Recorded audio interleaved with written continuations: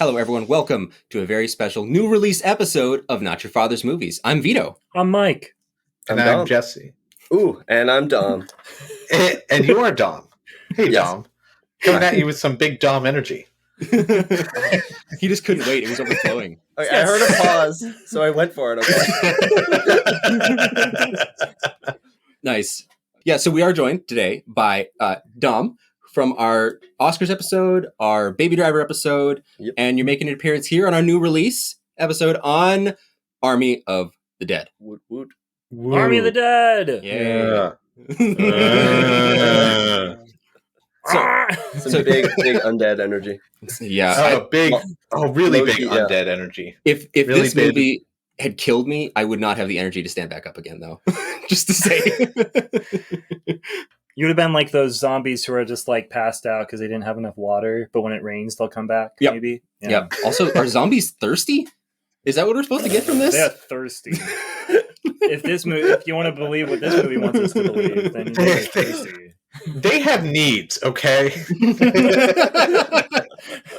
Well, Jesse, maybe you want to tell us why every so often a new movie pops up on our feed, interrupting our main scheduled programming. Right. So we're doing new releases, and we're going to try to do them more regularly from now on, namely like once a month, because we're always looking for new dad movies.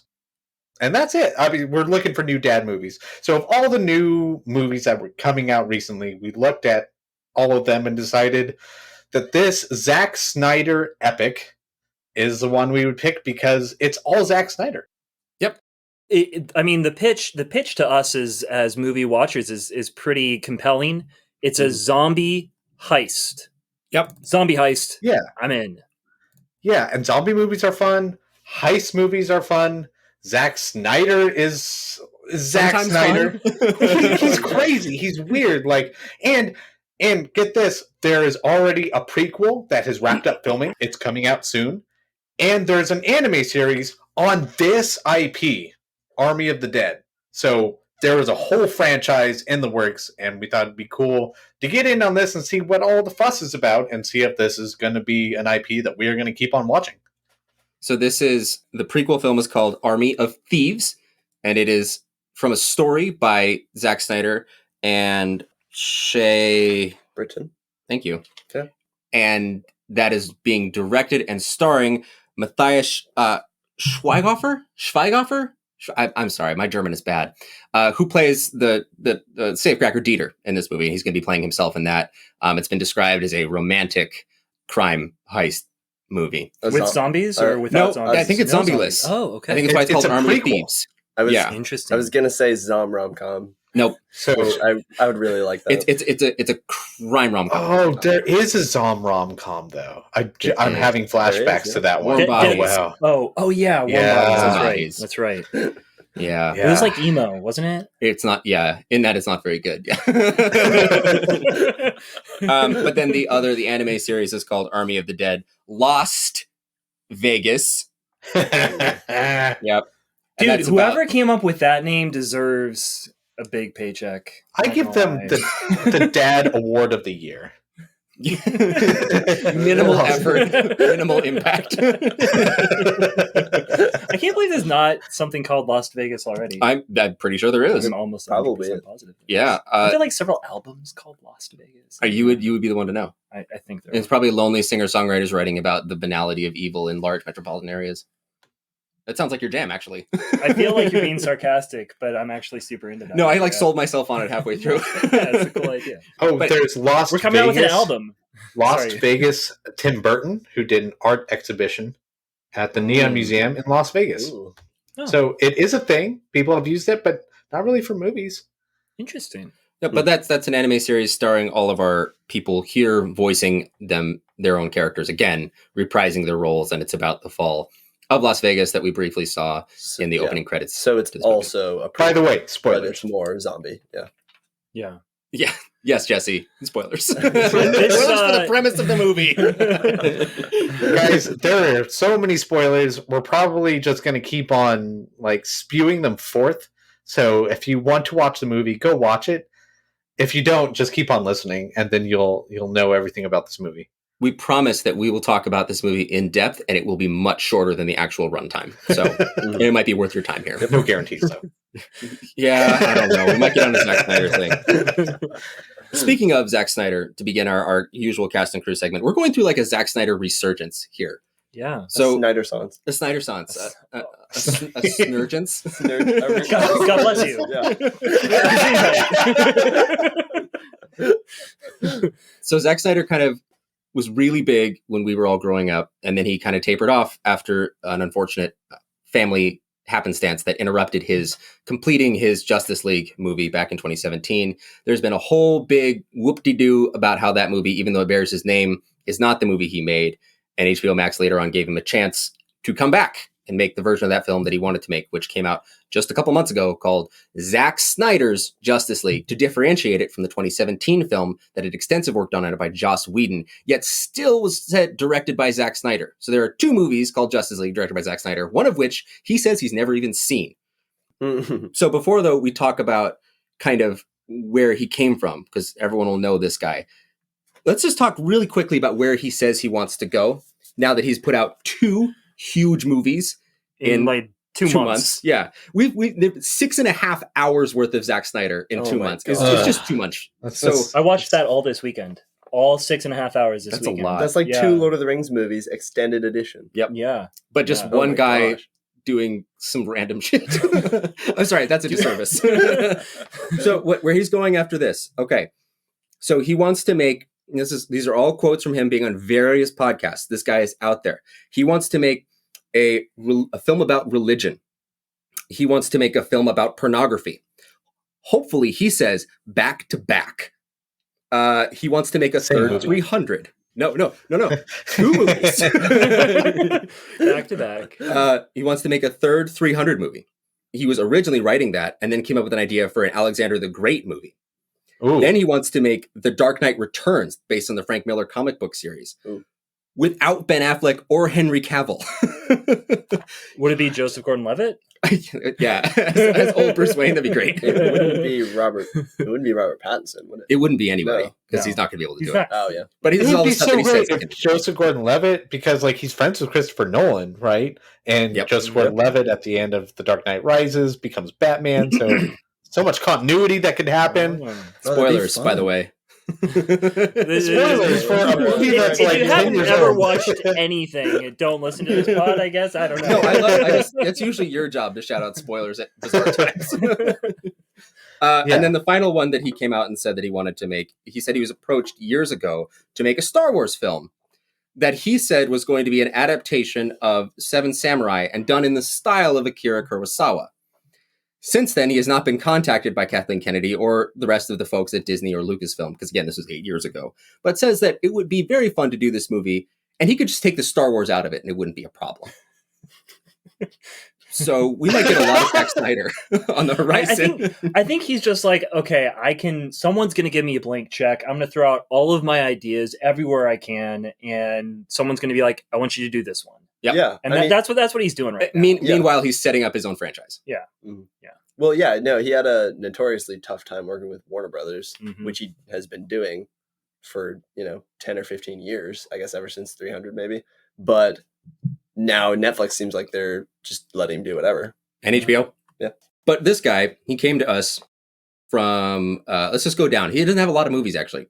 So prior to Zack Snyder's Justice League and Army of the Dead, he is still credited in 2017's Justice League. Then before that was Batman v Superman, Dawn of Justice. How you guys feel about that one? You like that one? I kind of like that one. I like the extended cut, whatever they call it. The ultimate cut. The ultimate cut. I kind of like the ultimate cut. I thought that was fun. I thought he has very big ideas. Yes. Very big ideas. Mm-hmm. Then we have Man of Steel, which I like quite a bit more, actually. Yeah. Surprisingly so. I like it. Do you like Man of Steel? Yeah, I like Man of Steel way more on the second watch around, which was like this year, rather than when I saw it in theaters. I remember not liking it in theaters, but I like it now. I think it's a fun. After seeing so many superhero movies, it's a weird take, and it's nice. It's kind of more refreshing.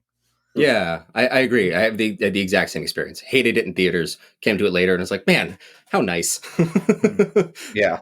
Before that, though, then we have Sucker Punch, Legend. I'm just going to shoot right past that one. Legend of the Guardians, The Owls of Ga'Hoole. Watchmen, 300, and Dawn of the Dead. Very short filmography, but pretty impactful. Yeah. Like Dawn of the Dead, 300, and Watchmen were like these huge runs that he had. Mm-hmm. Right? Yeah. Like that's where he made a huge name for himself, especially after 300. That was just some massive, wild success that he had with that one. Mm-hmm. And the 1-2 punch also, like Dawn of the Dead coming from like a James Gunn script, remaking the famed George A. Romero movie and doing it in a slightly different way, in a slightly like cockeyed way, and it going to such massive success. And then immediately saying, I can do zombie movies, but I'm going to do this movie about Spartans based on a Frank Miller graphic novel, and y'all are going to dig it. And America did. The whole world flipped its shit for 300. Huge success. And I kind of wonder if he's been kind of chasing that ever since. Can I be honest? I've never really liked 300 very much. I don't either. I'm just saying the world as a whole like lost its collective mind over 300. Yeah, the world did, and then I was sitting at home being like, I guess there are lots of heads rolling. He says some cool things sometimes when he kicks a guy down the well. I don't know. It's all like, manly man. Yeah, I saw it for the first time a couple years ago, and I thought it was fine. I thought a lot of it was done really well. Every time they were fighting, it was like cool. Yeah. And then other times they're like, why aren't they fighting? Yeah. But he's also known as the producer of the DCEU. He produced Wonder Woman 1 and 2, Aquaman, Suicide Squad. He wrote a lot of those projects actually too. He has a screenplay credit in Wonder Woman. Also 302, which I don't know if he should brag about writing 300 Rise of an Empire. It's a terrible, terrible movie. And then as you mentioned, Jesse, on this one, like he's doing a lot of work as a camera operator. He also operated the camera on Justice League, and he's a cinematographer for this. Quickly, this is written by Shay Hatton, actually. Hatton. Who has written John Wick 3 and is writing John Wick 4 and 5, and also wrote Army of Thieves, as we mentioned, and then also written by Joby Harold, who wrote King Arthur, Legend of the Sword, produced John Wick 3. He's a producer on that Obi-Wan Kenobi show, guys. Huh. The writer of this movie is like one of the guys in charge of the Obi-Wan Kenobi show. Okay. Yeah. Weird. I don't know what to think, man. I'm scared for that show. Seems more, like John Wick, I get, Yeah. But, yeah, John Wick is like an easy hop, skip, and a jump from here, and then Obi-Wan is like, whoa. Yeah, that's not what I want to be getting with that. This is also mostly produced by a lot of people that Zack Snyder works with. Like, Zack Snyder's a career guy. He's famously said that the first job that he ever really got was with his production company, The Stone Quarry, and he's just stayed. So if you look at all of his projects, it's all the same team in every single movie, which is kind of cool. Like, he brings along his groups, but that's why I think the big reason why every Zack Snyder movie just looks like a Zack Snyder movie is it's the same people like doing costuming for him. It's the same people scouting locations. Like, they just know what he likes and they just do it. So I guess just to mention quickly some cast, because there's not a lot of people that are super recognizable in this. Got some people from like Narcos or whatever. Dave Bautista. You guys like Dave Bautista? Dave Bautista. Yeah. I mean, cool. I like him, but besides this, I think the only thing I've seen... Oh, no, I saw him in Blade Runner, but... Yeah, I like him. Yeah, he's fine. He's a big, strong wrestler man on the screen. I mean, what's not to like? He's also like slightly... He kind of gives off like some teddy bear vibes, which is really strange. That you can be this strong and muscular and this like gruff, but be a teddy bear. Yeah, he seems approachable in a way that like another pro wrestler like The Rock never felt approachable. You know, like I could see, I could almost like see being friends with Dave Bautista, and I couldn't see being friends with The Rock. That just seems like stressful. He would just say you're welcome all the time, and I'd get. I was gonna say just make me lift weights and eat cod, but yeah. We also got Garrett Dillahunt. I only mention him because he's the guy that like he's working for the company the whole time, right? Right. But he's the deputy from No Country for Old Men, if you remember. Yes, that's what he. Yes, you're right. Yeah. Wow. And Mike's revelation is great. Yeah. And then I wanted to mention it because just before I watched Army of the Dead with Dom, my wife and I watched Winter's Bone. And it was her first time watching it. She wanted to see it for a long time. And he's the sheriff in that. So I had two Garrett Dillahunt movies in a row. That's wild. Which I don't know why anyone would ever plan that, but it just happened accidentally. I just wanted to mention it because it was funny.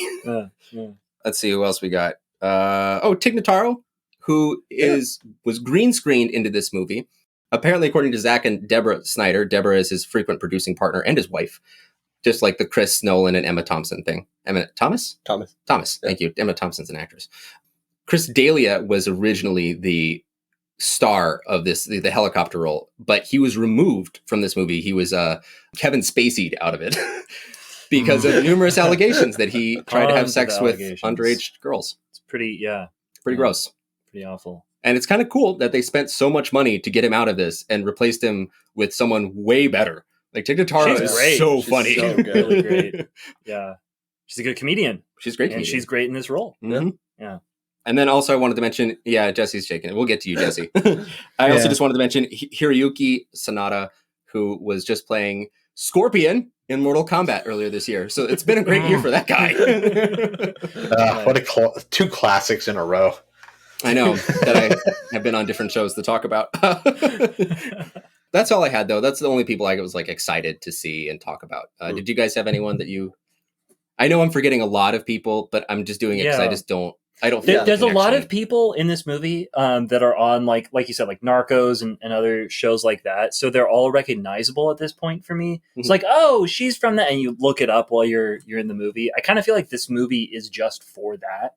It's for you to be like, hey, I recognize that person. It's like a bunch of TV stars making a bid to be movie stars. Yeah. Also, Tig Notaro is set to be in Army of the Dead Las Vegas, the anime show, as Martin. Is that wait, that's not her name in this movie, is it? It's Marianne, but they might call her Martin. Martin is Garrett Dillahunt. Oh yeah, maybe it's a typo. Huh. Maybe it's a typo. Or she's just That's got to be a playing typo. both characters. Or because, is it? Isn't he like a producer for The Walking Dead or something? He's on The Walking Dead. He's on Fear the Walking Dead. Garrett Dillahunt. Oh yeah, The Walking Dead. Well, no, I spin-off. think. Yeah. I don't know. The only other person that I would have wanted to mention is Matthias, but we already did so. Schweighofer. Schweighofer. He's great. Quite a But he's career not in really Germany. been. Oh, Theo Rossi. Oh gosh, what is he in? I should not have pulled he's- up the cast list because now you guys are just going to point to literally I mean, everyone. like That every guy. single person here is like, oh, that guy, Sons of Anarchy, and in Luke Cage. He plays a very similar character in Luke Cage for sure. Huh. Like he was one of the better parts of that show, Okay. I'd say. I never watched it. It's not really worth watching, Okay. but yeah, I like this guy. He plays a creepy psycho dude. The very ice well. officer. Yeah, the ice officer. He was Yeah. playing like the stereotype of ice officers. Yes. Yeah. Which is also what he's kind of doing here. What were you going to say, does, Nancy? he does play a nice officer here. It's basically it's the same thing. Yeah. What were you going to say, Jesse? Anyone you wanted to point out? No, I don't think so. Like I didn't really know a whole lot of this cast, to be honest, except Dave Bautista, and like it was fun to see him Being something different. Yeah. Hang on just a second. I had a wild theory that Zack Snyder is the Guy Ritchie to Christopher Nolan. Like I love it. He's trying to do everything that Christopher Nolan is doing. Like he's got the wife that produces all of his movies. He's got all these huge Hollywood blockbusters. He's like trying to get into these huge franchises, but like it's not working for him. And it seems to be like driving him insane. And he keeps trying and he keeps getting huge budgets to do things that no one else would do. Yeah. But Christopher Nolan keeps like kind of quietly hitting it out of the park pretty easily. And then Zack Snyder has been just struggling his whole career and getting backlash for everything he does and getting like endlessly criticized. But he also says stuff like, I'm going to make an Akira Kurosawa movie, which Christopher Nolan just never says. Yeah. It's like, I'm going to make a Christopher Nolan movie. So what I mean by Guy Ritchie then to Christopher Nolan, I mean like how Guy Ritchie has always tried to be Tarantino. Every single one of his movies, he's like aping a lot of the visual style, constantly doing the dialogue. Like he's got everyone being quippy and about Criminal Underground. And he also like to diminishing returns. Meanwhile, Quentin Tarantino just continues to soar ever higher. Well, okay. I don't know. Zack Snyder's dialogue and story structure, everything about Zack Snyder movies seem to be pretty different stylistically from Nolan movies. So, like, I can tell those movies apart pretty clearly. Yeah, So, yeah. yeah. I mean, you could tell a Guy Ritchie movie apart from a Tarantino movie as well. I'm not saying that they're carbon copies, but I do see them as kind of in second place, always looking up to someone who's doing a lot of the stuff that they're doing just better. But he's also friends with Christopher Nolan, who's like giving him like tips. So I can also see how there would be like some influence there, maybe I don't know. I mean, Maybe they produce a lot of even the same why they movies. connected was that the way they see movies and the process is similar. I have no idea. You know what? That's just wild speculation. I have no clue. But all this is to say, I get what you're saying. Like the process is sort of similar, but they're stylistically. I just think they're almost miles apart. I don't think so. I mean, unless we're taking early Snyder, which is a lot more slow-mo than now. But we can talk about that more when we talk about our scenes. Yeah. But this is all I think that's kind of interesting. It does seem, I mean, he's trying to do a lot of stuff. Like the thing about Zack Snyder is that he's like, I mean, if you look at all of his DCEU movies, like he's not exactly making superhero movies there, right? They're about gods and monsters, right? Yeah, everything's about gods and monsters. 300 is about gods and monsters. Literal monsters and literal gods. Like it's wild, and I feel like everything that he's made that I've seen at least ties into that. I mean, Watchmen, gosh, like so much about that, and when you see Justice League, when you see Man of Steel, it's a bit different from those from kind of a Marvel superhero movie because it's not like these are normal people. It's like these are abnormal humans. And so literally, Zack Snyder's like, I'm making a movie about an alien. Yeah, it's called Superman. But like, it's like a young adult novel. I feel like a little bit like. Whereas Christopher Nolan, he's not very interested in superheroes. I don't think. No, I mean, I can't. He's more literally he wrote the script for Man of Steel, was offered the job, and it's like, no, yeah, I don't want to do this. But then and then he did all of them too. Yeah, he did three Batman. Batman. So he's interested in no, because he made Batman the least superhero as possible, right? Yeah, he's like you're a vigilante with like military hardware. Yeah, and then his whole thing with Dark Knight and Dark Knight Rises was how do you make it different? How do you do something unique? He just decided to make a crime drama and have it happen to have superheroes for Dark Knight, and then for Dark Knight Rises, he just decided to make like this epic that happened to be like superheroes. And talking a lot about like socioeconomic structures and Occupy Wall Street and Plato's The Cave. You know? I just see them both grasping at really grand things, and I see that Christopher Nolan can achieve them a lot easier, and Zack Snyder seems like he's very happy with what he's made, but most people that I talk to, and myself included, feel like his reach exceeds his grasp more times than not. But I see them kind of going at similar territory. Yeah. Well, my impression with Zack Snyder movies is always more like he's reaching for something really grand and doesn't really have an answer for it, but he's going to show us what he thinks anyway. Whereas Christopher Nolan's just like, oh, nope, this is the way it is. All right, we're going to tie this up with a neat bow and give it to you. Like basically, I think Nolan's movies are neat, and then Zack Snyder's movies are kind of a mess, almost intentionally. Actually, no, intentionally. I think you're right that they're almost always a mess. He has a couple pretty easy, like 300's not a mess, I wouldn't say. Now there's Dawn of the Dead, and now there's Legend of the Guardians. Not enough love for Legend of the Guardians. That movie rules. Yeah, it's really good. I can't wait to show it to my daughter. It's so good. I've hardly even heard of this. It's the owl movie. I don't know. The owl movie. Yeah, where also the zombie in this one that has the helmet, it's directly taken from Legend of the Guardians. Oh, like he just took the bad guy and he made him not an owl but a zombie, and he's like, there you go. Oh, okay. Yeah. But then like look at recent Christopher Nolan, like Tenet and Interstellar specifically. Those movies are a mess. Like just almost incoherent at times. Yes. So I see them. Tenet is literally incoherent. Like, you can't understand what they're saying. You can't hear anything they're saying. Yeah. But I mean, I think we've all weighed in. We don't have to come. That's just like a wild theory I had, and I think it has credence. I don't think it's perfect. Do you want to hear my theory about how Tenet is Christopher Nolan's Magnolia? Here, let me just stop. I'm just going to stop the recording. All right, I'm going to stop it there. I'm going to stop it there. No, we're going to stop the recording, and you just tell us all. All right, so now that I've proven that, we're going to move forward.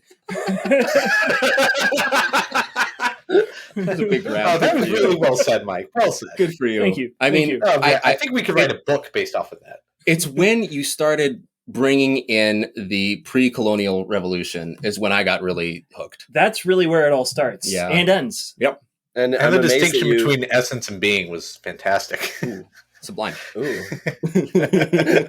Thanks, guys. I'm glad that someone appreciates me. All right. Let's go here. Dom, would you give us your star rating? Yeah, your star rating, your first impression of this. Yeah, so my star rating is a little fuzzy because I think when I first saw it, I liked it a little bit more. And then after I thought about it for a couple days, I started liking it a little bit less. But as we'll talk about in a bit, there's kind of a fun theory that I think makes it a little bit better. So I'm just going to stick with what I originally had, which is 3 out of 5. 3 stars, pretty solid. Didn't love it, didn't hate it. I thought it was pretty good. Peter, I love your. Jesse, what about you? What's your impressions and ratings? It's very similar to Dom's. I actually liked it. Okay, no, I have a story to tell. So, like, I started watching this, and there's this. I think there's like this straight like 5-minute sequence, and then the opening credits come. Opening credits are like a lot of fun, but before that, like I actively had to like pause the movie and like put my hands on my face because I couldn't take it. I thought it was just so incredibly stupid. Like there's a scene with the married couple. Oh my and gosh. then and then she decides to give him a blowjob in the car while they're driving. And then there's a military base, and they're like this driver and his passenger. They're like having this. And what are they called? What are they called, Jesse? Oh, the Horsemen, the four The Horsemen. Horsemen of the Apocalypse. Oh my! Oh, so, and like they're taking something from Area 51, right? And they're having like this dialogue, and it's like terribly acted. It's really bad. It's not terribly acted. It's terribly written. People do not have conversations like this. Written. Like it's so wooden. Like they're having this conversation about like, oh, what do you think is in the back? I don't know. Could it be? I don't know. It's Area 51. Alien. Yeah. You want me to say it? And the other guy's like, oh, you're being too cryptic. And then he's like, oh, I'll say it. It's an alien. And then, like, it turns out that while they've been talking, like, the car kind of swerves. And then the car that's, the couple's giving a blowjob into, like, rams into the precious cargo that the military is transporting. And a giant explosion ensues? Why?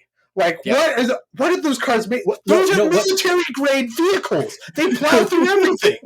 What you don't know, Jesse, is that the married couple's car was actually filled with just pure gasoline. It was literally made out of gasoline. Yeah, the whole car was just gasoline. It must have been, like, gasoline, napalm, and, like, some dynamite thrown in there because, like, there's no way an explosion like that could happen from an ordinary collision.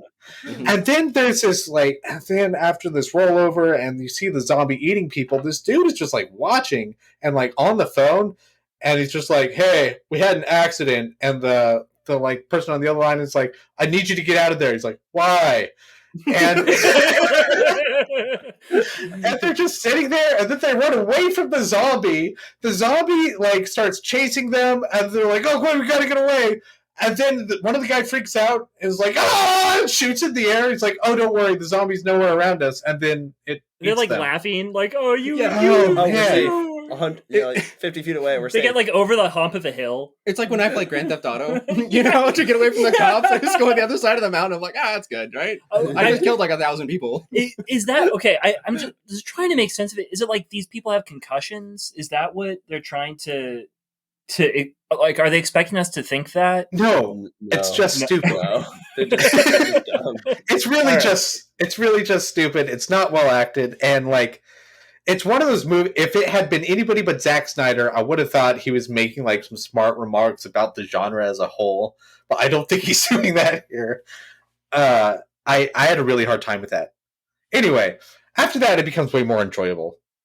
But like at the end of the day, I didn't feel like I got the premise promised. It's marketed as like a heist zombie movie. I felt like it was basically like there were a couple scenes that were heist. It's basically zombie survival the entire time.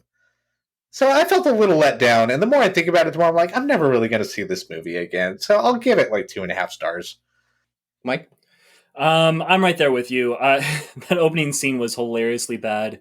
Credit scene wasn't. I want to watch the movie that the credit scene gives us. Like, I just want to watch. I've watched it a couple times. Mm-hmm. I'm like tearing up by the end of it. It's crazy. It's crazy how good it is. Mm-hmm. It's maybe the best credit sequence ever made, at least for a zombie movie.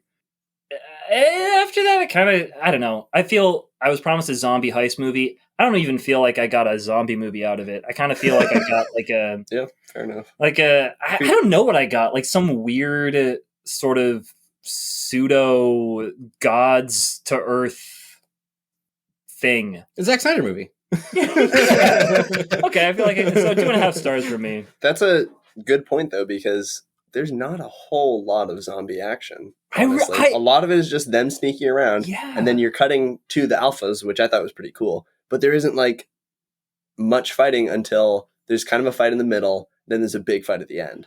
I will argue before the end of this podcast that this is not a zombie movie at all. Ooh, bold move. Well, spicy bits for later. Spicy bits for later. Okay. All right. I give this 2 stars. And I was the most on board for seeing this. I've been very excited to see this movie for quite a while. I really like Justice League, and I have a soft spot for Zack Snyder that this movie is really soured because really? I've been with this guy for a long time. Yeah. I've really liked a lot of his movies. I've seen Watchmen like 9 times, like 4 times the normal version, and then the rest of them the extended like over 3-hour cut because I really like that one. And I wanted a fun zombie crime heist movie, and I didn't get anything. I didn't get anything that I wanted. It wasn't fun. I don't think they're particularly good zombies. There's like 3% heisting here, like 3, because remember they don't even get the money. Okay, and even apart from that, there's not even like crime. They're just going to get some money. I had after the opening credits. First of all, I started off not having fun because that opening scene is terrible. Then I had a ton of fun because the credits are really good. And like, yes, I think if we're gonna do like a Hall of Fame, I think that this is probably the best, like some of the best opening credits, but definitely for a zombie movie. And number 2 would probably be Zombieland, where they're playing For Whom the Bell Tolls, and the zombies are running in slow motion. That's so great. It's great. It's number 3 might be the Dawn of the Dead. Like that is a fantastic opening credit sequence. I might could throw out like Shaun of the Dead, where it's just like a bunch of zombies shuffling. That's right. That's 3. That's a really good one too. And the only reason I'm giving it 2 stars is 1 star for that credit sequence. It automatically gets 1 star. You earned 1 because I just enjoyed that so much. That's the movie I thought I was going to watch. Yeah. And then I give it 1 more star because it actually made me care about a couple characters that I didn't think it could make me do. And honestly, every time Tig Notaro had a line, I don't know if it was funnier for me because I knew she was green screened at all times. So it was kind of funny to just watch her be very out of place in a frame, like trying to sneak around and look at stuff, like being given clear direction. And everyone else is reacting. And if you watch her, she's like, and the unintentional comedy was just really, really high. I mean, it's kind of distracting. She's always like a little bit crisper or a little bit more fuzzy than everyone else. Like they could never match it perfectly. I thought it was pretty good, but and then I deduct a whole bunch of stars too because of the weird lens that Zack Snyder purposefully used to shoot every single scene, which gives a very shallow depth of field. And like I was telling Dom, you know what you want in your really expensive CGI laden zombie movie is a lens that enables you to not see most things that are happening at all times. We get like 2 people in the foreground and everyone else is just blurry. And it just, I got really tired of looking at it. Like it was cool at sometimes. It like made everything look hot when it needed to look hot. And it made things dark when it needed to look dark. Didn't always need to make things look hot or dark. It didn't. And after 2.5 hours, like my eyes kind of hurt. I was like, I don't want to do this. I don't want to, give me a crisp image, please. He's so good at crisp images. Why wouldn't he give me something crisp?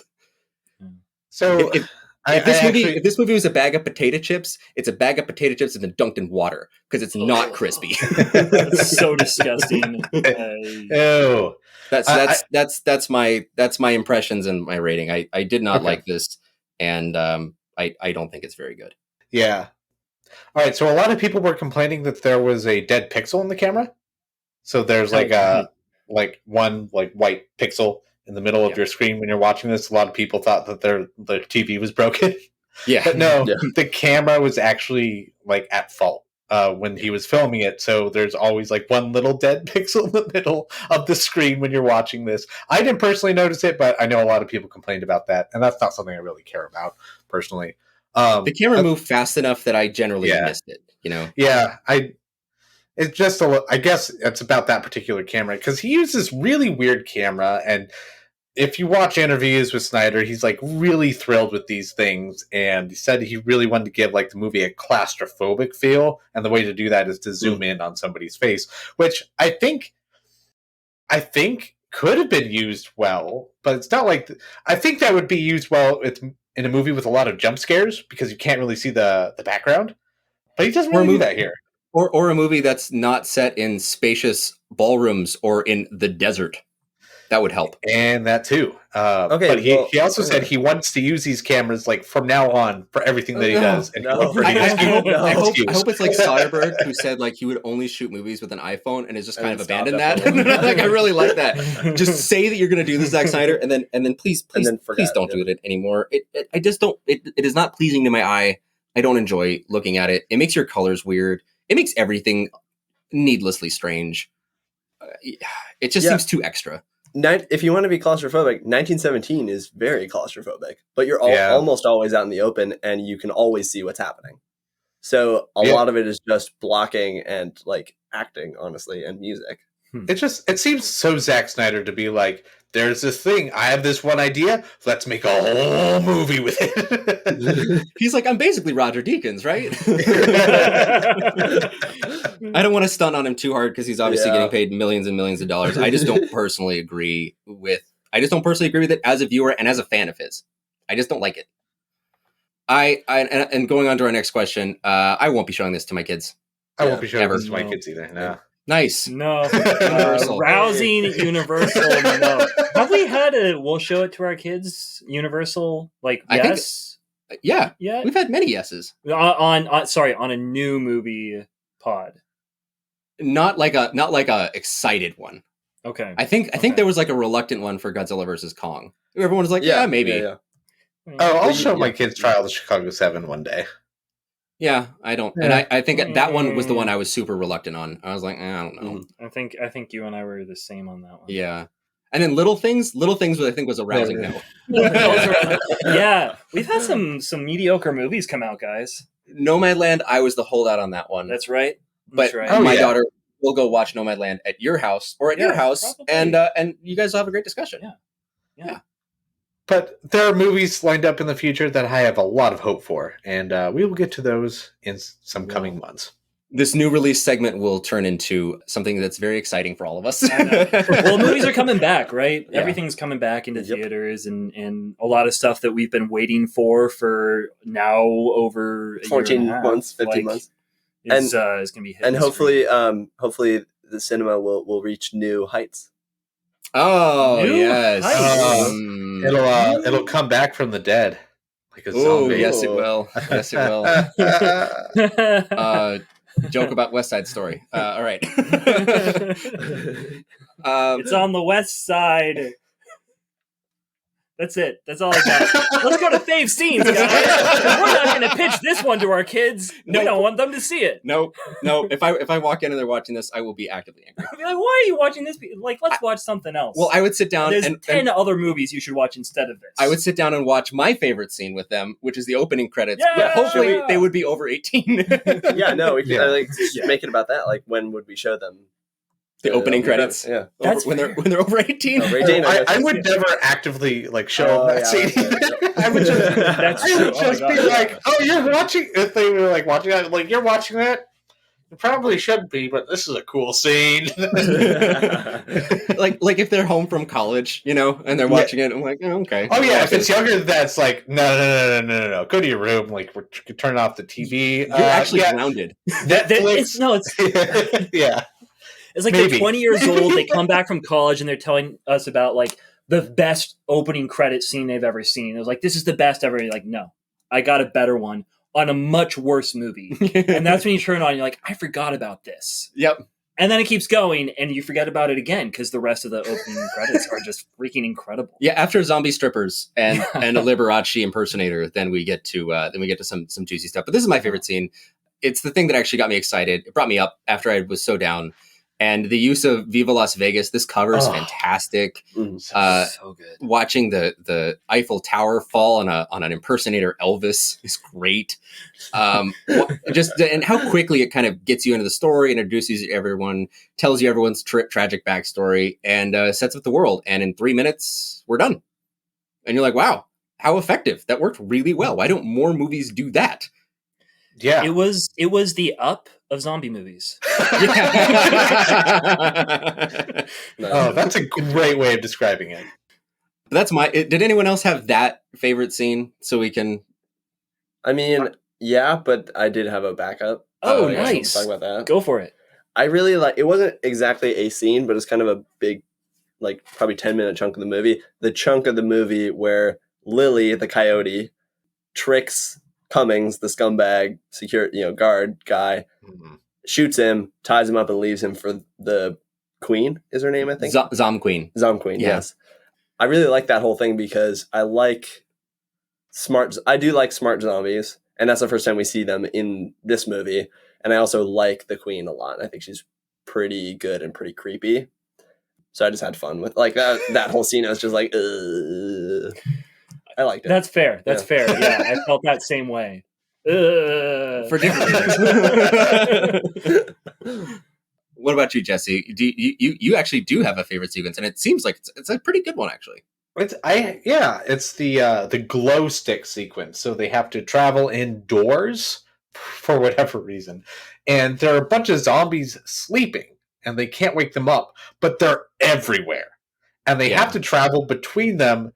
And so one guy goes in front and he starts laying down these glow sticks, and it's like, I guess it's one of the things that I like about zombie movies. There's always this feeling of like impending doom, right? Like at any moment the zombies are going to strike. And this I felt was more classically zombie in some ways, where it's just like they're all around you, but the twist here is like, you know that they're going to wake up at some point. You just don't know when. You don't know who's going to mess something up, which gave it just like kind of a terrifying feel. Like they all might die because they're literally surrounded by thousands right now.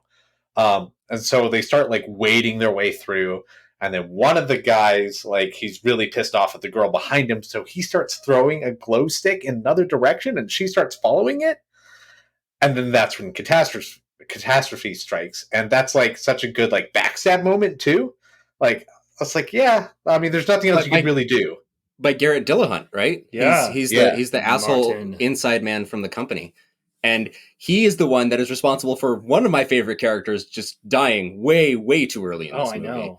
The badass gangster chick. She ruled. Yep. She was very cool. Cool. She killed so many zombies, right? Because like as soon as they wake up, she instantly starts killing them slowly, and then one by one they start like waking up, and then she's utterly surrounded. Yeah, I like how many heads she stabbed really quickly. Yeah. She's like dead. Okay, there's too many. It becomes like more like adrenaline rush, like, oh, I gotta kill all of these guys, because at first she's trying to do it so quietly. Yeah, this whole sequence I felt was like very classically zombie, and like one of the best zombie sequences I have in memory in a movie. So I really like this. That's a good, dude, and it ends very classically. Like one of the things that I'm looking for in a zombie movie is, and I mean, like we're way past spoilers at this point, but you know. Just in case. I mean, like it's a self-sacrifice bit, you know, when the one guy is like, they go down and they take the whole herd with them by by blowing up. Mm-hmm. Like I am there for that moment. It's so cool. Like every time, no matter what it is, no matter how often I've seen it, I'm there for it. I love it. Yeah. And it happens here. It's done very well. It was very emotionally impactful. Yeah. Was that yours too? No, I mean, I don't know. The opening credits scene is my favorite of all. I'll say, I like the scene. This is a bit of a different. I like the scene where, oh gosh, what are their names? I don't remember their names in the movie. Steve. Where Vanderhoof and Dieter are in the vault. By themselves, and they start talking, and they've kind of had this sort of like weird buddy thing going on, like Vanderhoof's just making fun of Dieter because he doesn't know anything, and Vanderhoof, which I had forgotten this, he's a philosophy dude, like his picture in the opening credits is as a master of philosophy. Yep. And then it cuts Oh, yeah. back to him like Yeah. slicing open zombies with this I massive. think it's like a concrete saw. It's like it's amazing. so big. Yeah. Like this shouldn't work. Yeah. But it's very cool. He's a lot of muscles. Yes. But then this is something that we've alluded to already is they have this conversation and he says something like, this has all happened before. Like maybe we're just stuck in an infinite time loop. And he points to these dead bodies that are on the wall. And he says like, and it shoots back to different members of the team. One of them has a cross and one of the team members has a cross. One of them's wearing the Hawaiian shirt that Tig Notaro was wearing earlier in the film. Mm-hmm. We see Dieter's clothing on another one. It's the exact same clothing. Mm-hmm. And then from that moment on, it's kind of like they mention it. And there's a couple of other things that I saw that kind of connected to it. But then they kind of leave it in like the dust. he explicitly says, "This is us." Yeah. And he says, and what if Hiryoka, what's his name? Bly? Is that his name? Yeah. Bly Tanaka Hiryoku Sanada. He is like either God or the devil. Either way, he's like the puppet master pulling our strings. Right. Yeah. So they say this really quickly. And then when they go in the vault, you see the 3 AKs lined up. Right. Yeah. Implying this is the 4th time. So this brings us to the time loop theory.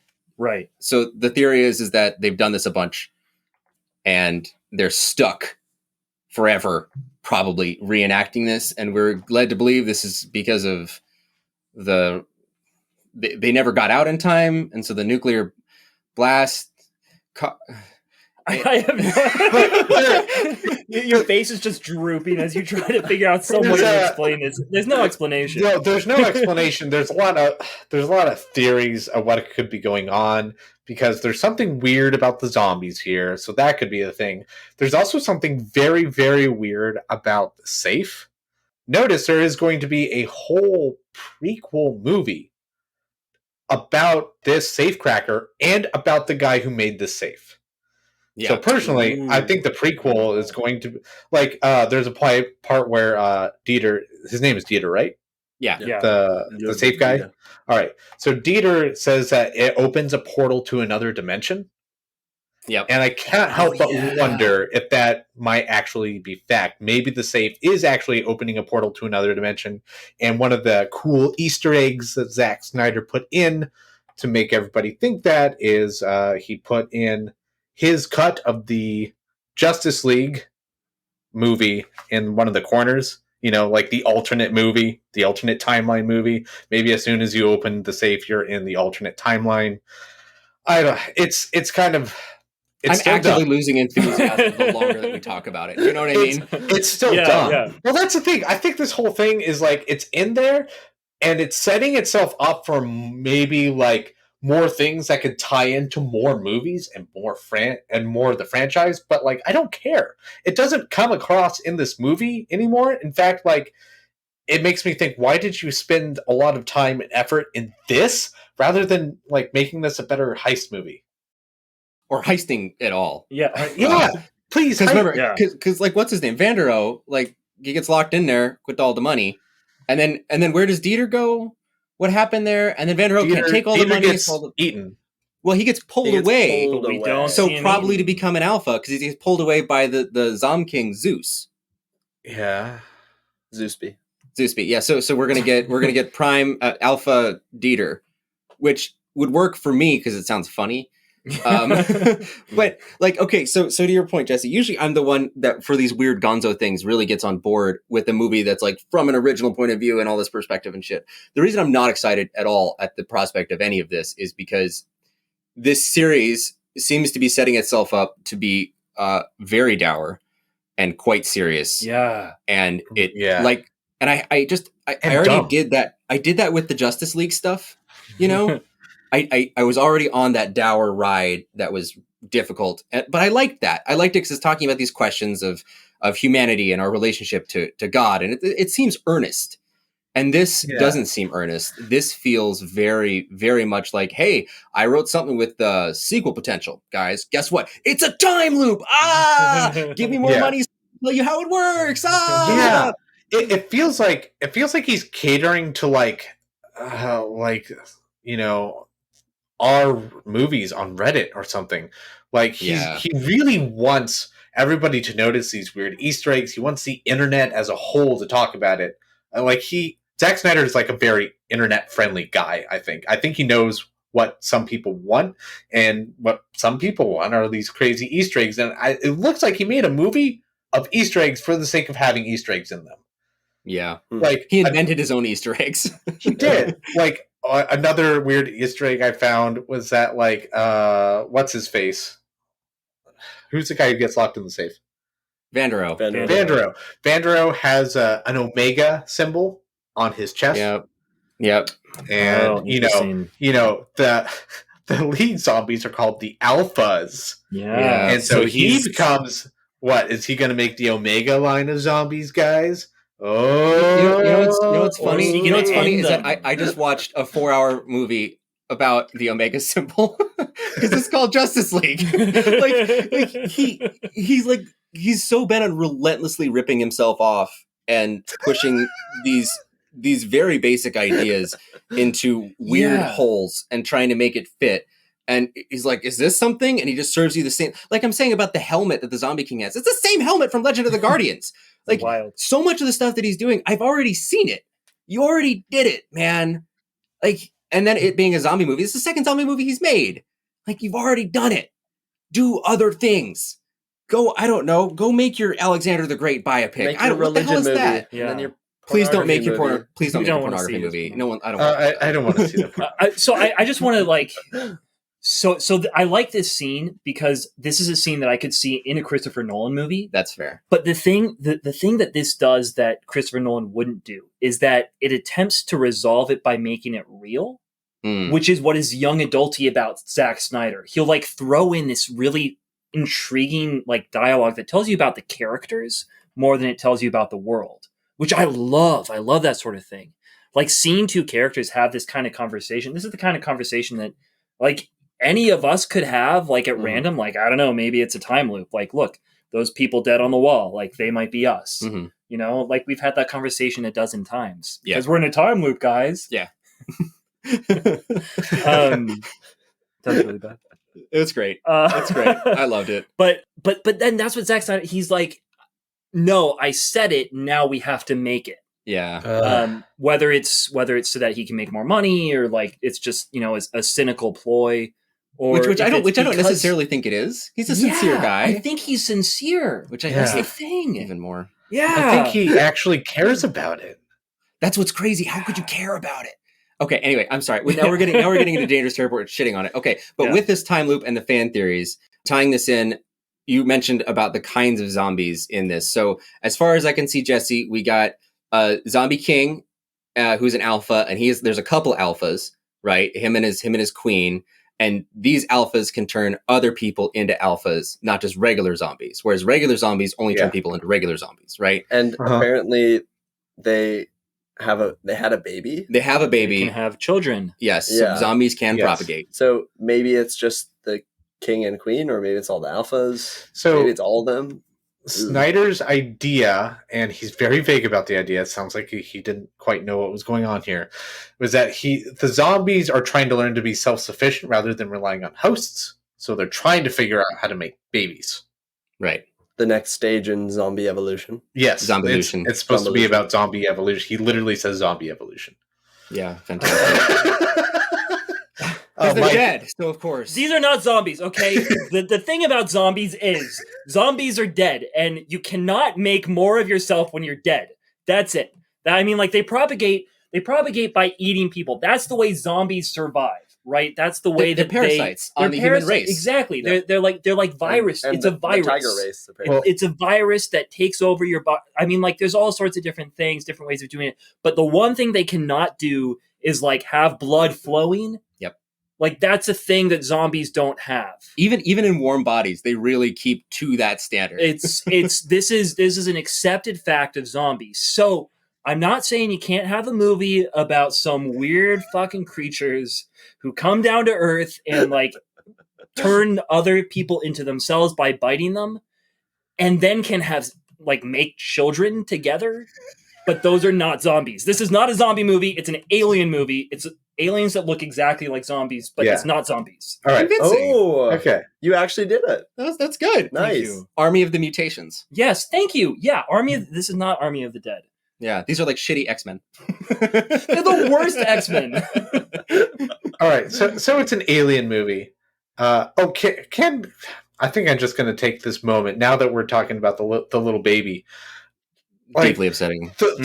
First off, the baby scene was deeply upsetting. I think I'm going to bring that up in another part of this podcast. But also, like the whole weird sequence when like they bring in the ICE officer, right? And then he cuddles with the zombie queen, and then it is so strange. And I watched an interview with Snyder, and he wanted us to feel like more sympathy and more like understanding of zombies from that scene. I'm like, I do not get that. Mission failed. It failed really hard. Like just like got, a heist. Yeah, like when the ICE officer is saying like, "What is going on?" Like I'm doing the same thing. I don't know what's going on here. Why is this happening? I don't. And then you kind of find out later because there was a baby. It's like this is still uber creepy. And again, they're supposed to be zombies, but I guess they're really just aliens. And also, if you look closely, there are cyborgs in there. Indeed, there is a robot zombie. Yes. What? Yes. What? It has a cybernetic eye. There's one that the really easy one to see gets shot in the head in the sequence in the gambling room, and the head explodes, and there's also circuitry that flies out with sparks. Huh. Yeah, and that's just a fun thing that he put in there. Yeah, he literally said, "He's like, yeah, it just was like fun." It's so bizarre. Like, why? Yeah. Why again? Well, Easter eggs for the Army sake of of the Easter Cyborgs eggs. coming soon to Netflix. Exactly. 2023. What was how long did it take for this to get made? Like I don't know. beginning to end. I feel actually this kind was of made like in, 2 refuse months. to look it up. Like- It was in development hell for about 10 years, and Zack Snyder came on in like early 2019. But he does have a screenplay credit. Yeah, he Seems apparently he said he had this idea since like the 2000s. Yeah, I saw that. I saw that interview as well. Ugh. So I don't know how long actually the production lasted, but he's kept this with him, a la Christopher Nolan with all of his movies for like most of his career. Yeah. Huh. Wow. But while we're on the zombie topic, yeah. there are legitimate zombies in here too, because there are the lower level zombies who apparently like hibernate inside buildings until they're woken up or it rains. Yeah. Also, classic zombie lore.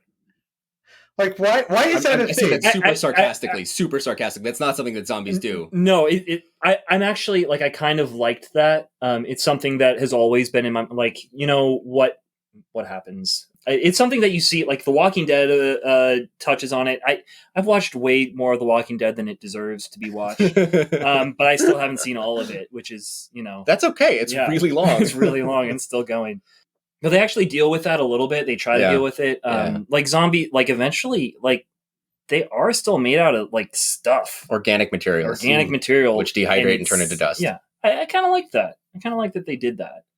It made a worse movie because like I wanted them to go into Vegas and shoot it up, but it made sense. Or at least sneak around the entire time. It's weird that when they get to the casino too, there's no zombies there.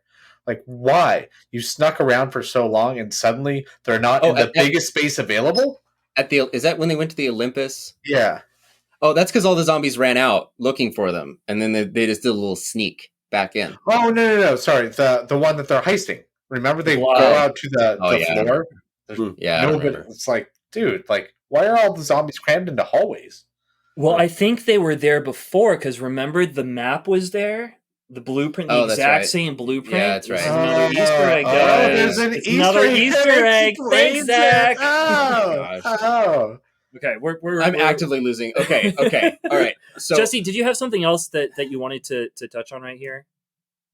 Well, maybe we can move on talking about violence in this movie then, because this is Zack Snyder. It's violent, surprising. It's also a zombie movie, shockingly violent.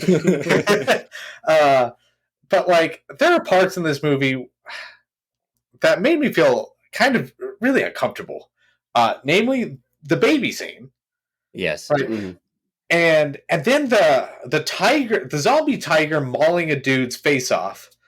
Like both of these scenes make like when I think of violence in movies that I want to watch, there's some violence that's like stylistic, right? Like John Wick movies, right? That's fun violence. That's like artistic violence in a lot of ways. Yeah, balletic. Yeah. Or there's like violence in war movies that like show you what the characters are going through, right? It means something. But here it just feels like I'm watching a tiger like maul off a dude's face. It's not creative. It's just a brute force eating flesh. And I don't like that. It's ugly. It's gross. Like I get that he's a bad guy and I'm kind of supposed to root that he's dying, but this is grotesque. I didn't like this. I think this is like this felt really over the top. And and that feeling kind of pervades the rest of the violence in this movie too. It's like this nihilism that like life is meaningless sort of feeling. I don't know. What do you guys think? Well, in regard to that scene of the tiger mauling the dude, the first thing that I thought of when I saw the scene was The Revenant, where the bear is dragging around Leo and mauling him as well. But that is, first of all, not even as violent as this one. Yeah. And second, it's absolutely essential to that movie. It's what that movie is. Yeah. There would be no Revenant unless the bear mauls Leo. Yep. Yeah. It builds his character. Yeah. Yeah, by breaking him, by crushing him with adversity. Mm-hmm. Yeah. I wasn't bothered by the violence. The only thing I was bothered by the child, the baby. It feels inappropriate. It feels inappropriate for this movie that's supposed to be a fun zombie crime heist thriller to do something like that. That's not even like I'm just trying to like show you, get you invested. Like the zombie dad is so sad his kid is dead. It's like, no, then just have him hold the corpse. We already watched Garrett Dillahunt saw her head off with a wire. Like, do we gotta show this? Like that's actually the only part that I was really. The rest of it, like it's a zombie movie. I'm okay with seeing some extreme violence, and so I didn't even remember the tiger scene until you mentioned it, because I think at a certain point there was just so much actual violence that I just kind of turned off, and none of it was fun in the way that Zack Snyder usually does fun violence. Like I wasn't seeing like in 300, I wasn't seeing like the head rotate in slow motion. You know, I wasn't seeing like the zooming around the battlefield to check out each person doing their hero move, their finisher, like Mortal Kombat. It was just endlessly shooting zombies in the head, endlessly shooting zombies in the head, and endlessly shooting zombies in the head. And at a certain point, I was like, all right, okay. Yeah, it just feels like life is really cheap, and look at how easily it's taken away. I was just bored. Just bored. And it did not help that the lens was so flat. Everything just looked the same. Everything looked the same all the time for 2.5 hours.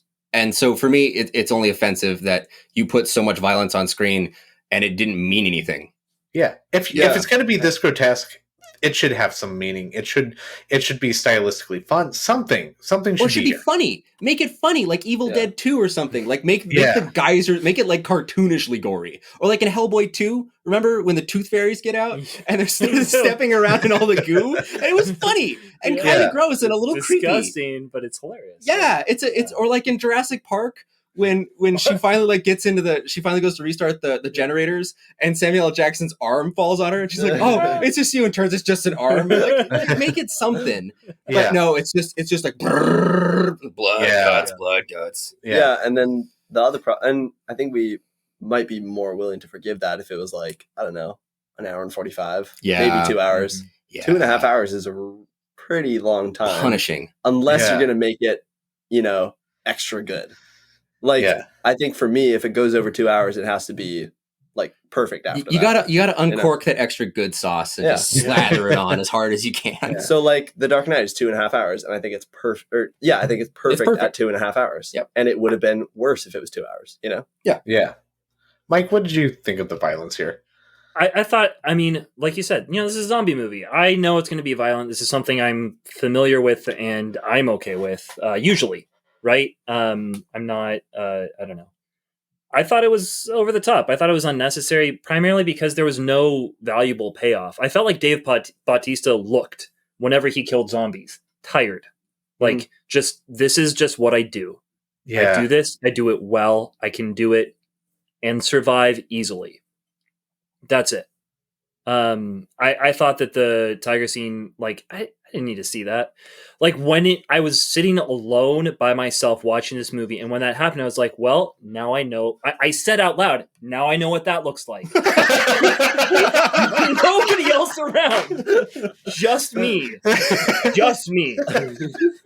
Nice. I didn't say that out loud, but I thought those same words. Like, why? I don't know why I would ever like be curious about what a man's face would look like in this scenario, or what the sounds of a zombie tiger like gnawing a man's face off would sound like. But now I know. Now I know. Yeah, and like you guys all said, I mean, it's grotesque. It's without payoff. It's not even a fun grotesque. It's just gross. It's like it's gross for the sake of being gross. And it's realistic gross. Yeah. Like there's gross for the sake of being gross. We've talked a little bit about Tarantino. Tarantino walks into that territory on purpose at times.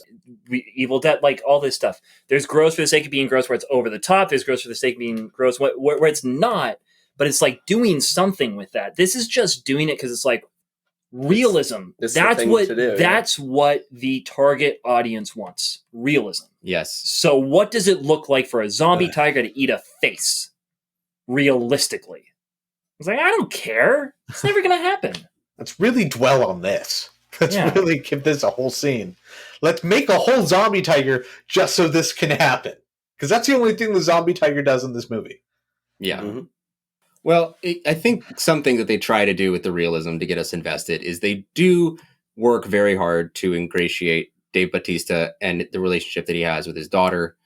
And I think they do it okay. I think it's mostly successful. I do care that he cares because he's selling it pretty well, but I don't like her very much. They don't work very hard to make her very likable. They work really hard to show how likable Dave Bautista is, though, even though he's the one that killed her mom. He tries his best here to be a dad. I don't know. He's doing his best, but he's just so dumb. Yeah, he's real dumb. He's just really dumb. He's like, I thought you were distant from me because I killed your mom. She's like, no, I was distant from you because you didn't pay attention to me all those years. he's like, what? Oh, maybe I should have paid attention to you because of the immense trauma that you just went through, and you probably needed someone to talk to. Oh, revelations today. Which, like, I mean, to be fair, there's times in my life where I'm like, oh, that's a blatantly obvious fact that just totally flew over my head. Yeah. So there's something realistic. But the problem is that he's not set up to be that kind of person who is dumb like that. Yeah. You know, it just comes out of nowhere. Well, okay, I'll actually defend this point a little bit. Because I actually bought that point because we see him in Las Vegas. And that war with the zombies in Las Vegas goes on for like 6 years. And he killed his wife at the beginning of that. So there was this long period where he was probably trying to get over his wife dying and stabbing her personally, and then probably couldn't be there to comfort his daughter. Had to go to Las Vegas to fight these guys off for years. And then when he comes back, they're growing more and more distant. And so he assumes like, oh, she just hates me because I killed the mom. And then I don't see that as a defense. That you're just laying out the timeline correctly. Like, but that I don't know. That whole character makes more sense to me. Like I can see how someone would get lost and not know how to read and not think about his daughter, and the emotional state that she's really in. I can see why it happens. I just don't think it's something that an emotionally intelligent person would do. He also doesn't strike me as super emotionally intelligent. I know, but they want you to buy into the emotions in this. Do you know what I mean? I think, Jesse, I totally get what you're saying. I agree with you. I think that makes sense. We've seen that in a lot of other things where, you know, warrior goes to war. It's done there too. Yeah. That's all I'm saying. Sure. It's not smart, but it's a journey that a lot of movies take us on that we discover a way to relate to, and can believe in it. Yeah. This doesn't take us on that journey. It relies on the strength of those other films to make us understand what's going on here. Yeah. I think. Oh, yeah. I agree with that. It relies on a lot of... I feel like it's relying on a lot of tropes and us knowing them. And then And since I have those in the back of my mind watching this movie, I think that's part of the reason why it worked for me. So it works. It's not very strong for an emotional core in a movie. This should be stronger. Mhm. Also, this should have more, like, the whole relationship with him and his daughter, and the daughter coming along in the first place, and then like sneaking off to do her thing and save her friend. Like, I don't know. It doesn't. I don't really. It didn't really work for me. It's like, why is she here? Why is she doing what she's doing? She's being really dumb. He's being Actually, a dumb I bought it father. more. I bought it more when I was watching it. The more we talk about it, like the Was less I know, like know. it. We I just liked it talked- at first. I actually kind of was like, "Oh, this works for me." And now that we're actually like laying out what it is, I'm like, "No, I don't like this now." I did like it. Now You know. I- Yeah. Sorry. No, I never liked it because the whole thing that she she goes in to find her friend Gita or whatever her name is. Gita literally told her before she went in, "Take care of my kids and make sure they get out of here safely." So when she shows up and finds Gita, I told Vito as we were watching, if this was real, she would have said, "Oh my gosh, where are my kids? Are they okay?" She has no idea where the kids are. I'm assuming just you got my completely- family out safe before you came to get before me, you and you came in. didn't just strand them outside the city that's going to be blown up by a nuclear bomb in the care of ice. Yeah, so the whole time I just thought, okay, she's dumb and kind of a bad person, and also, just Oh, that annoying, was- and that was never terrible. really liked her. It's like what Abe says in a community, like, "You're a bad person." Yeah, you're a bad person. That's awesome. Yeah, it does make sense why well, for me, it made sense, except for the whole like going back together. I thought that was really dumb, but it made sense while I was watching. But that's also because I started like drinking like a vodka cranberry, because after watching that intro, turning off the movie and being like, I need to save this for a drink, and there's no other way to watch this movie. It did make the movie far more enjoyable. Yeah, Nice. yeah. That's funny. I'm actually going to Yeah. drop my rating. It's 1.5 stars now. Amazing. I think I mean, okay, I'm dropping mine I'll too. say, like, I don't know. I'm gonna just toss in here, like, part of what I liked about it is the fact that it had this father daughter. Also, like his love interest with what's her name? I don't remember her name. I don't remember anybody's name. This Maria. movie is Who cares what fairly her name is? forgettable. She's zombie daughter. No, his No, his- his love friend. interest. Yeah. His love interest. the love interest is called Zombie Daughter. No, I mean, like, I thought that was daughter. it was kind of like I thought it was kind of funny. Like, this is the point where I laughed and enjoyed. Like, that the was cheese. funny. Like, I don't think Snyder wanted me to, but it dipped its foot like far enough into bad movie territory for me to enjoy it as a bad movie. Where she was upset with him for letting his daughter come along so that they couldn't get back together. Yeah, Like, that was funny. yeah. That was hilarious. I loved that moment. You know It what would was have been so great. You know what would have been a better movie? What? Is if we had done what she wanted to do, and he just left his daughter behind, and they got back together. That would have been a way better movie. She's right. I agree. Oh, The man. movie would have been better. We all would have been happier. Yeah. Man, I'm going to drop my rating too. I'm going to go down to 2. Let's go with 2 stars, because I do have those opening credit scenes and Yep. the glow stick sequence, which I really like. Glow stick sequence is very good. Yeah. It's very good. Uh, And we got Yeah. Tig and Matthias and Dave. Yep, they all made me laugh good. at least once. Yeah. Yeah. At least one Yeah. time, I was like, Yeah. I think I got to say here, I didn't really like Tig. I like as the yeah? pilot That's a with the bummer. little cigarillo. Like, I was just like, oh, it's the like she was introduced in the sequence where it's just like, son of a bitch, I'm in. And you know, it was everybody's intro at that point. And she had like the thing with the cigarillo and talking about how she hated her life. And it's just like, oh, and you're the devil may care, like, I don't think that's her fault though. Like, she just realized her place in the script and is like, I'm just going to play this completely straight. Like, yes, I am all of those things. Like, here we go. you know, And she I like. actually I like that came she up with leaned the into it. cigarillo thing. Good. Yeah, She that was all needed it. her. It would have been boring without it. I thought it was great. I loved it. I mean, like, she's in a different movie. Yeah. She's in the movie She's that's literally like, in a different that movie. she's yeah, literally. Yep. She's winking at this movie the whole time, Because imagine which is what I want to see. she's not I wanna see surrounded this by whole movie anybody. winking. Yeah, She's just There's on a no one. green She's on a screen, green and they're screen like, with "So tennis this is balls." when you're Yeah. sneaking into the place," and she's like, "Okay, look over here, be scared." Like, there's no way you could be intense about that, and I like that they just got a comedian to do it. But I understand if it didn't Yeah, work for yeah. you. Yeah. So it didn't fully work for me. But you know, she's not bad.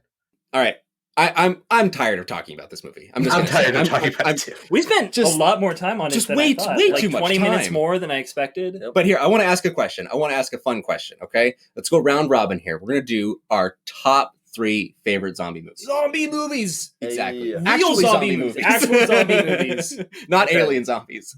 Ooh, Um, well then, I think some people are going to have issues with my takes. Maybe Mike will. Yeah. Yeah, I think Mike might. But starting with you, Dominic, as guest of the pod, what's your number 3? My number 3, and forgive me because I've only seen a handful, so adjust this for inflation accordingly. But my number 3 is World War Z. I really, really like World War Z, and I was fully invested the entire time. Mm-hmm. Brad Pitt is great. Yeah, The great action is hair. great. The sound and the look of the The zombies. chattering of the teeth is so very good. good. I It's really really- like that. I love that world hopping mess of that movie. I like the idea too of that they've done a lot now of the horde that's introduced into that. Like like they're all ants. Yeah. I really dug that. Like getting the helicopter. Climbing up It's the a wall. cool zombie. Yeah. It's Yeah. a really cool zombie. Yeah. Oh, also Brad Pitt, a guy who's not dumb. Like finally No, have yeah, a protagonist who covers his arms and sticks his arms outdoors. Like he's perfect. I love that's what I've always wanted. So I really and like then that. he thinks he might have gotten infected, and he runs to the edge of the building. Yep. Just ready to jump Yeah. off. Yep. I love that. Oh, it's so good. Yeah. That's a really good pick. I think that for my number 3, I'm gonna go with the classic. I'm gonna say Night of the Living Dead. Oh, okay, cool. I have deep fond memories of that movie because I remember watching it with my dad. It was you can stream it for free on YouTube. The rights have lapsed, so it's in the public domain. Whoa. So you can just watch it Okay. whenever you want to. Duly noted. It's really interesting as a zombie movie because it is incredibly bleak. It is very despairing. There is no humor in that movie almost at all, and not like it has a pitch black heart.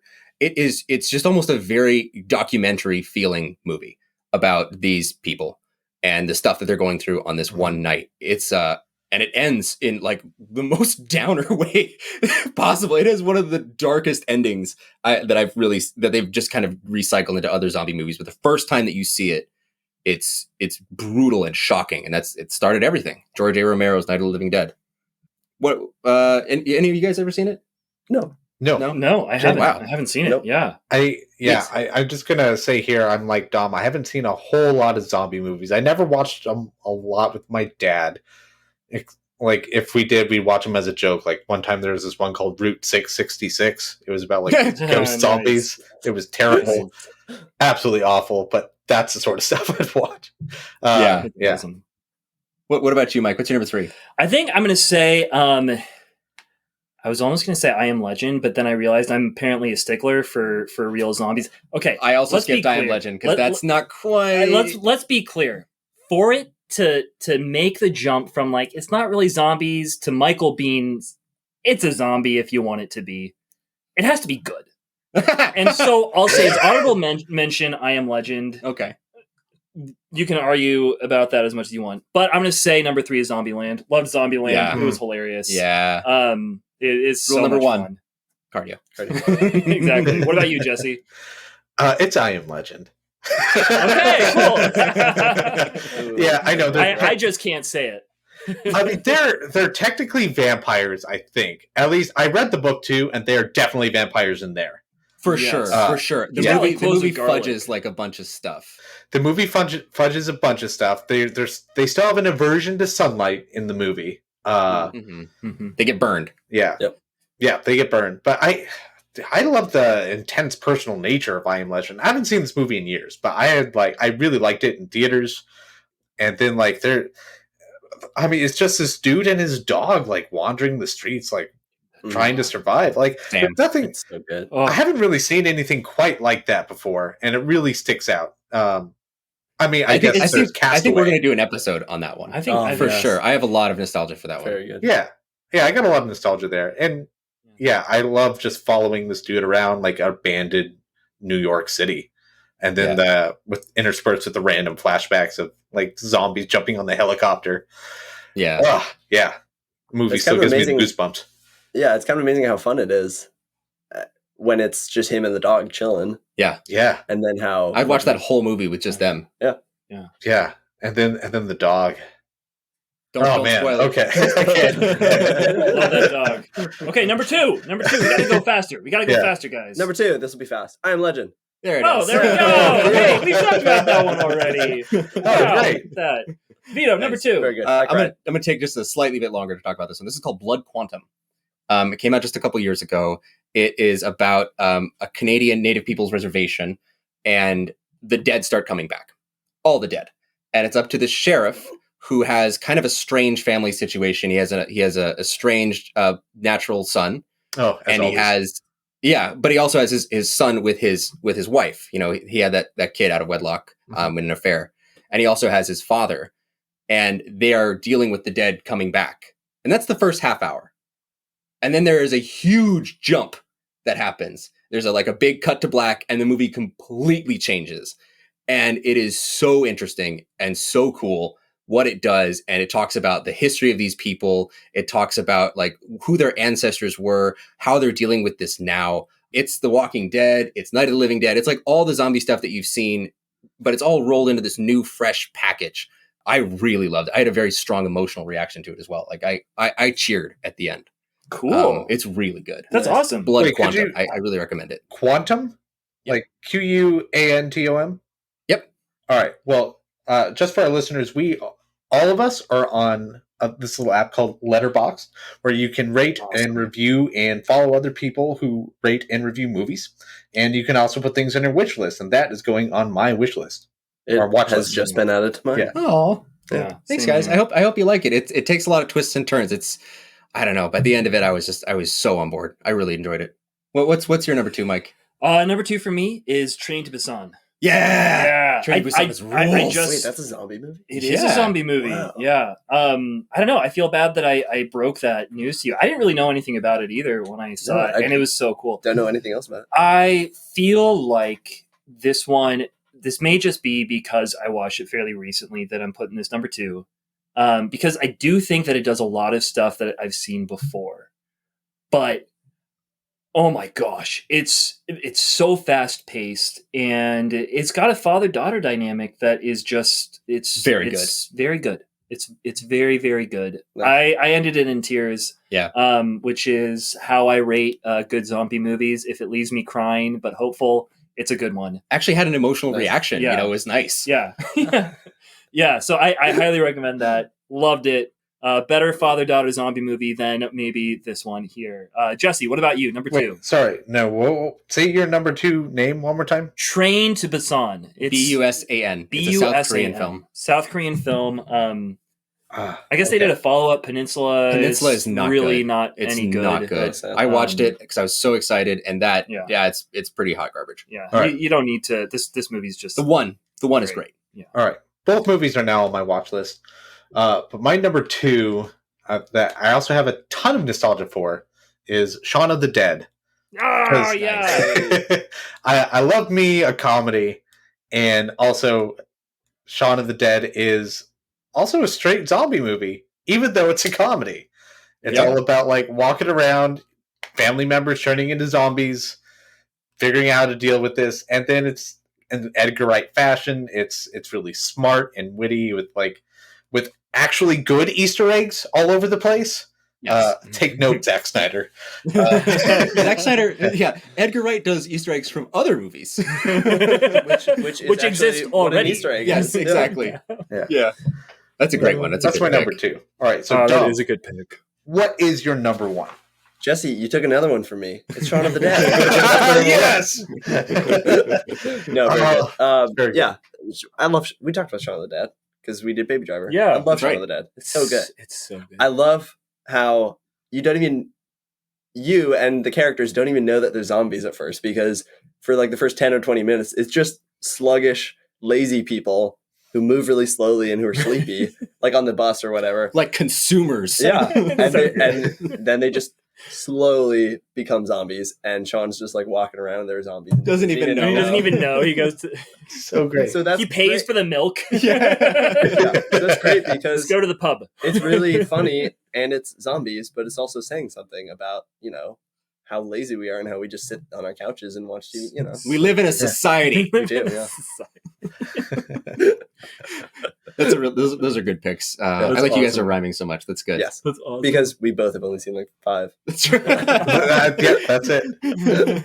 My number 1 is 28 Days Later. Nice. Yeah. I love it. Yeah. Love it. Okay. Number one for me as Yeah. well. Number one for me 28 as Days well. Later, man. Do you like, okay, well, 28 Days Later, I love this because of the change, the abrupt change. We'd had shamblers for 30, 40 years. And then Danny Boyle, along with the great writer, Alex Garland, they do something different. They make so different. They make them fast, rage monsters. There is so much terror Yeah. watching this movie. Oh, and the actors, the acting is so well done. The relationships are really cool. We got people like Christopher Eccleston. We got people like Brendan Gleeson. We got people like Cillian Murphy. well, yeah. I mean, so the category of actors in this movie is just above almost any other zombie movie that I've seen. Yeah, and the talent just in front and behind the camera is so great. And what elevates this is the terror, and it's the equal terror of zombies and people. That's what I love so much about it. You're afraid of the people, and you're afraid. There's nowhere to run. Nowhere to run. There's nothing to do here. Nice. Yeah. That's our number one. Yeah. Jesse. Yeah. Well, I guess I'll just comment. Like, I do like that movie. I think it's good. It is a classic zombie movie. So it's well put together. It didn't make. I think I'm not a huge fan of the zombie genre as a whole. Which is why my number one is Cabin in the Woods. Which, yes, there is technically zombies. They are redneck zombies.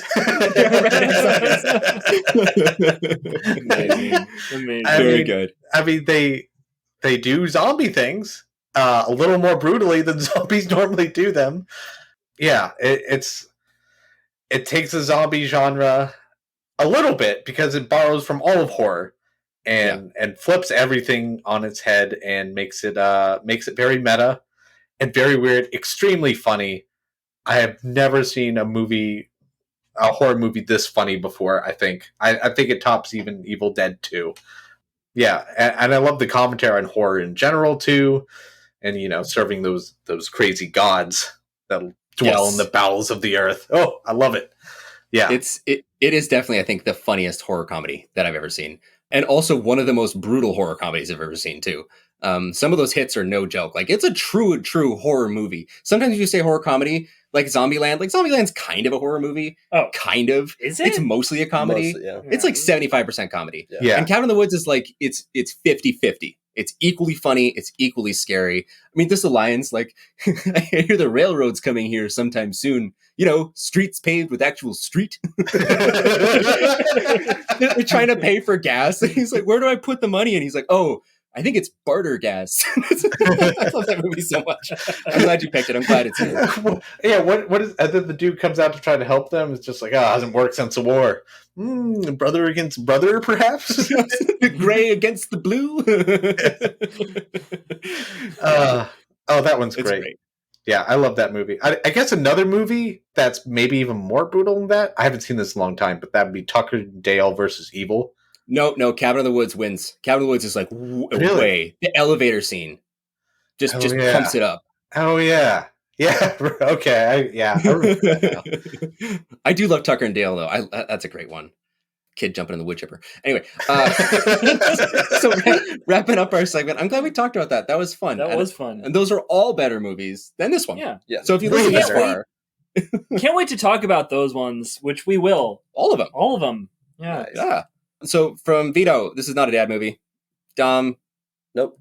Mike. Nah. Jesse. Not even close. Resounding. We've said everything. I miss those. Do they still have... I haven't been into a Walmart in a while because pandemic, whatever. Do they still have those bins? Like the bins of like $1 movies? They do. Yeah. Well, this is going to go straight in there if it wasn't on Netflix already. Yeah, who knows if it'll even ever get like a physical. It's going to get... I I personally still think this movie is going to be a bigger deal. I think people get obsessed about like franchises that are a series that they can watch over and over again and get new Easter eggs out of, and this is setting itself up for that. But the difference is that this only has a 6-star rating on IMDb. Yeah, there doesn't seem to be a lot of like groundswell of people really like. There's some people that really dig it, but just in general, I mean, when your score starts at 6 and the movie's been out a week, you kind of wonder what the future could be. Yeah. Are you not going to watch Army of Thieves? Oh no, I'm gonna watch it. I'm a completion. But so What is if I everybody don't? else. So No, it could I don't keep know. scoring sixes. I don't know. Well, if it's if it really is a crime rom-com, because we thought this one would be a zombie heist movie and it wasn't.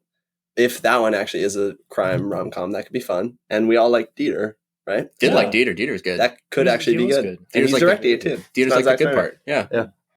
All right. So from all of us at Not Your Father's Movies, it's fun talking about zombies, guys. But Yeah. Yes, it was. I'm Vito. I'm Mike. I'm Jesse. And I'm Dom. Good night.